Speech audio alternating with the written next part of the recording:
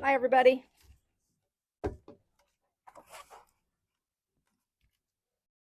How we doing? Everybody ready? Good morning or good afternoon or whatever we are at this point. Um, all right. So obviously we are now dealing with a brand new tropical storm Helene. We are officially a tropical storm now. I'm gonna leave it to Angie to give you the major weather update, but I will just tell you that in terms of the city of Jacksonville, we are focused very heavily on a major wind event for us, as opposed to much of the other issues. And I'll let Angie get into more of that. So we're going to be looking heavily at increased tornadic activity, probably Thursday, mostly Thursday into Thursday evening. So in anticipation of that, I have signed an executive order declaring a local state of emergency starting at 12 p.m. today.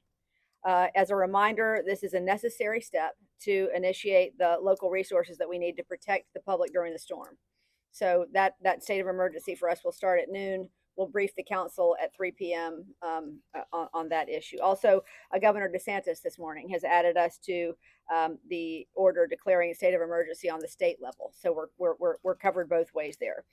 The Duval County Emergency Operations Center is partially activated right now. It will be fully activated at 8 p.m. tonight.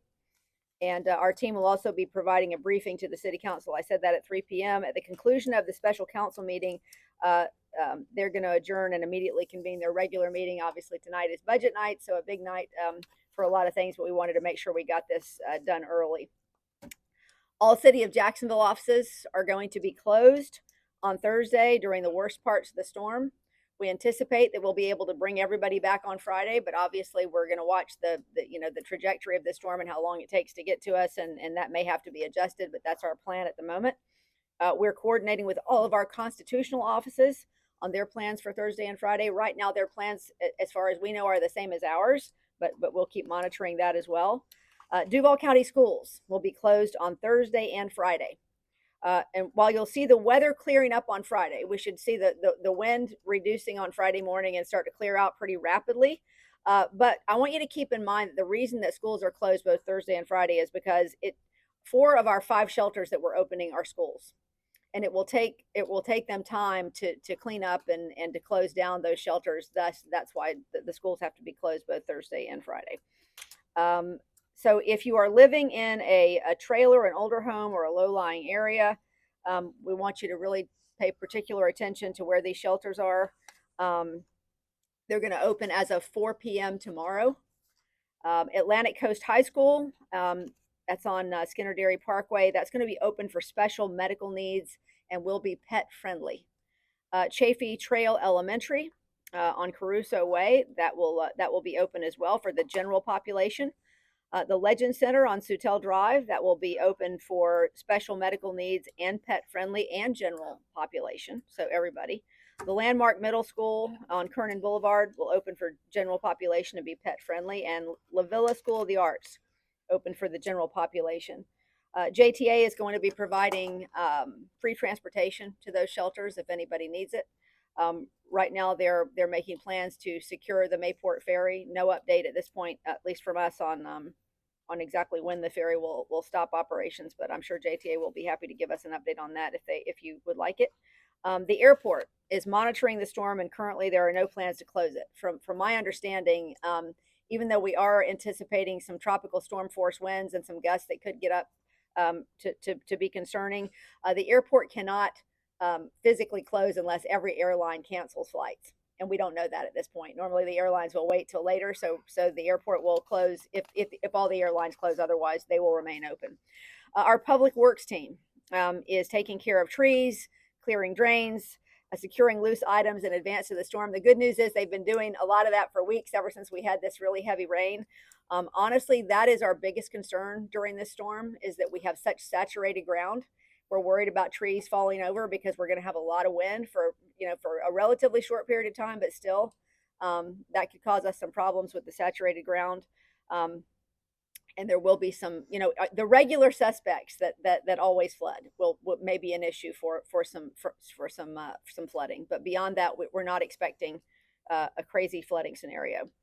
We'll be keeping solid waste pickup on schedule on Thursday and Friday, as long as it is safe to do so. And if there are any homes that are missed on those days, pickup will happen on Saturday. Once again, I want to encourage everyone to please, if you have an issue, call 630 City. We will have that staffed 24/7. And we'll be making sure that we're addressing issues as quickly as we possibly can, as we have been doing. And please make sure you go to jacksready.com for updates. That's really a wonderful resource, and everybody should go and make sure you're taking a look at that. I am going to turn it over to the National Weather Service for Angie to give us an update on the weather at the moment, and then I'll come back for any questions you might have. Okay.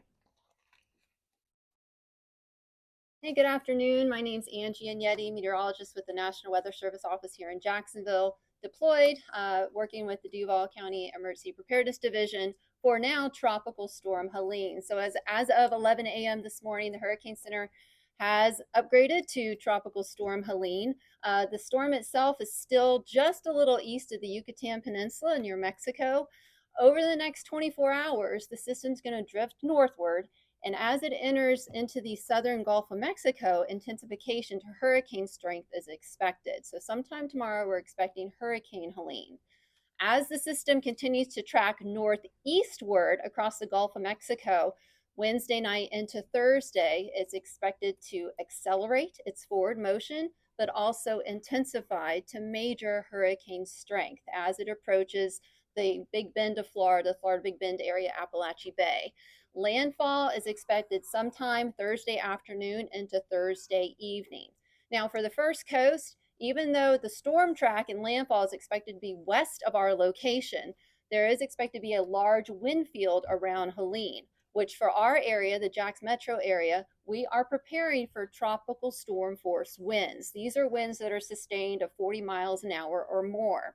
The onset time frame of those sustained winds, the peak of the storm for our local area, looks to be Thursday afternoon into Thursday evening. This is a fast-moving system, and so that's kind of the peak period of these stronger winds. By Friday morning, the center of the storm will be inland and north, and we should see a decrease below tropical storm strength by Friday morning come sunrise. Now, before those winds arrive, those sustained tropical storm force winds Thursday afternoon, Thursday evening, we have pretty good conditions today and Wednesday to mitigate and prepare the best we can for tropical storm conditions here. By Wednesday night is when we're going to expect those first outer rain bands to creep their way south to north across us. Within those rain bands, as the mayor had mentioned, there's an elevated tornado risk as these bands have embedded tornado potential in them coming from the Atlantic and moving inland.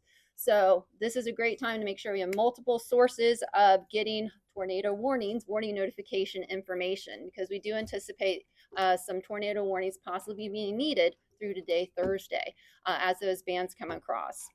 The rainfall footprint for the metro area generally looking like 3 to 6 inches, with those 6 inches amounts being in higher, locally higher bands that set up. But as we know, a lot of our area is already saturated from heavy rainfall that occurred earlier in the month. So even though 3 to 6 inches might not sound like a lot, it can certainly exacerbate locations that have already experienced flooding earlier in the month. We still have a lot of retention ponds, drain and ditches that are elevated. So any rainfall on top of that could certainly bring a flooding threat. And finally, storm switch footprint. Not expected to be a major player, especially for coastal locations. Generally inundation up to 3 feet. So our dune line is very well structured, so really not looking for an immediate concern on the Duval County coast southward for storm surge. But farther up on the Nassau County coast, getting up in southeast Georgia, that's where we could see some inundation potential up to 4 feet. For the St. Johns River Basin, we do have elevated tides right now, elevated astronomical tides. They're running about 1 to up to 1.5 feet above normal levels right now. If we put a storm surge of 1 to 2 feet on top of that, then within the St. Johns River Basin itself, we could see up near 3 feet of inundation. And again, this would be impacting those normally prone locations, especially with like a southerly wind component on the river, really targeting areas in San Marco, the Hogan's Creek drainage right along the north bank, over into Riverside and the San Marco area, Riverside and Ortega specifically, for up to that 3 feet of storm surge inundation. The peak of that storm surge would be Thursday evening with the tide cycle, with the high tide. Thank you. Okay, so anybody have questions? I want to say, and I know Angie mentioned this earlier, so I want to make sure people understand this is not an Irma situation we're looking at. Okay, in terms of that, we could see some isolated flooding, but we're not looking at a scenario where, what was Irma? You said 4 or 5 feet, 5 feet clear. We're not looking at anything like that. So I don't want people to worry about that, but I do want you to be prepared. We may have to close some streets with the isolated flooding. And certainly I want everybody to be on the lookout in terms of possible trees coming down, given the saturation of the ground and the winds. Any questions?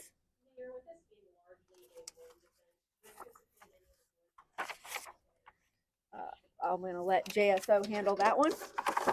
The bridge monitoring the bridges is something we're very well versed at, and we can do that remotely. So we generally will monitor the bridges with teams set up at the bases of the bridges, looking for sustained winds of 40 miles an hour or over for a minute, and shutting that bridge down when we have to, and then opening it back up. But as always, our intent is to get the bridges back open as soon as possible. So, thank you. Mayor, as far as the wind situation that you're mentioning, are there specific areas you're more concerned than others? On the west side, yeah, I think wide open areas. You're looking at areas around the coast, along the river, big open areas, maybe up by the airport. That's where you're going to see the biggest impact on those things, because that's where the wind will be heaviest effect. Mayor, yes. Already pumping water out of the yes. Or rivers, whatnot. Yes, absolutely. That has been actually ongoing, but we have absolutely ramped up those efforts to make sure that we are in as good a position as we can possibly be. The good news about this, honestly, is that it's moving so fast, or will be moving fast by the time it gets to us, that it should move through pretty quickly. So we're hoping that rain impact will be minimized because of the speed of the storm. Their level of seriousness to how much flooding we should expect, because we did get some heavily saturated areas because of the rain. Well, I'll let Angie correct me if I'm wrong, but I think what we heard her say was that those areas that have been flooding, that are prone to flooding, are probably going to see some flooding. There could be isolated areas where that's, if we get up to 3 feet, where we could see some problems there. But that's why we want to make sure we're monitoring where we might need to close off some roads to make sure people aren't driving through standing water. But those are the areas, where they are. Where those areas that constantly flood will probably, because of the standing water we already have, be flooded again. School closures, on after school activities, including high school football Fridays, made on whether those are or not. I'm going to let Dr. Bernier answer that. Thank you, Mayor. Regarding after-school activities on Wednesday, all after-school activities and athletics will be canceled except for our daycare options at our middle and elementaries. The news press and the community should know that Duval County had already planned in its schedule an early release day for Wednesday. So we are not releasing early based upon the storm, but we are releasing early. With that being said, we will allow our daycare to continue to operate through normal hours on Wednesday, but we will be encouraging parents, if they can, to come pick up their students so they can prepare for the storm. When it comes to Friday night, in order for an athletic event to occur, students must be in school. So we will not have competitions Friday night, and we will reschedule.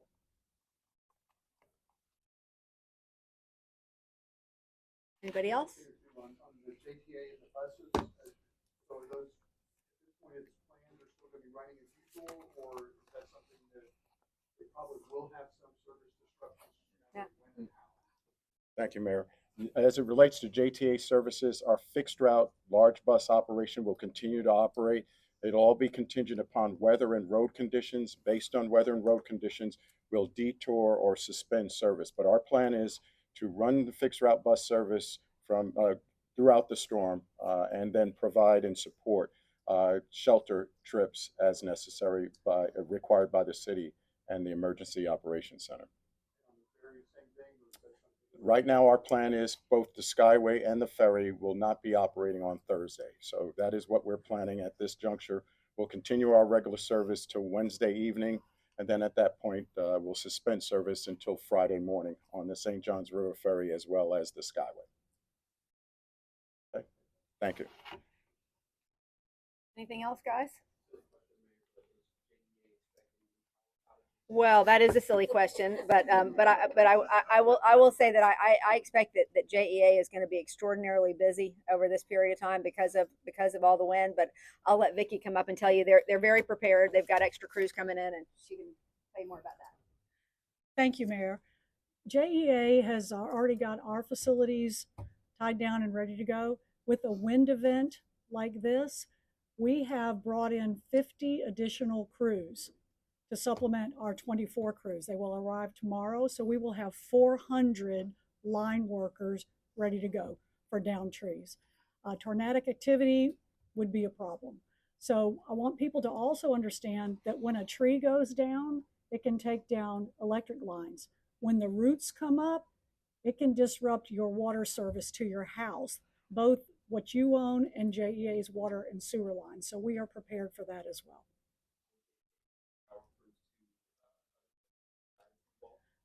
First, we take care of here and all the problems we have here, but we stand ready to produce and send mutual aid if needed and if we're capable. And I believe we also have a couple of our ERAT teams that are going to go out to. Are they going to Apalachicola or wherever they're needed? We've got a couple crews going to Tallahassee and a couple crews going into the Swanee Valley. Did you hear that? So we've got a couple crews going to Tallahassee, a couple going to Swanee Valley to help out with where things are going to be most impacted. I just want to say again, once again, I mean, our hearts go out to the places that are going to be most impacted by what, by all accounts, is going to be at least a Category 3 storm by the time it hits the Big Bend or close to that.